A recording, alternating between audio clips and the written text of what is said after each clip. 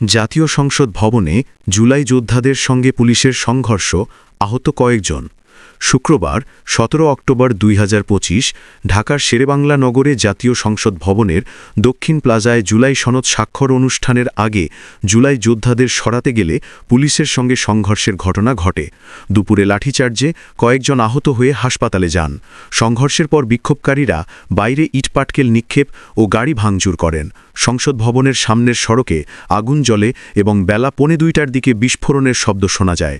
বিক্ষোভকারীরা জুলাই শহীদ পরিবার ও আহত যোদ্ধা ব্যানারে রাষ্ট্রীয় স্বীকৃতি ও পুনর্বাসনের দাবি জানান। বিকেল ৪টায় অনুষ্ঠানে বিএনপি, জামায়াত ও ইসলামী আন্দোলন অংশ নিলেও এনসিপিও কয়েকটি বাম দল জানিয়েছে, সংশোধিত খসড়া ও আইনি নিশ্চয়তা না পেলে তারা সনদে স্বাক্ষর করবে না। পরিস্থিতি নিয়ন্ত্রণে এলাকায় অতিরিক্ত পুলিশ মোতায়েন রয়েছে। Info today online desk.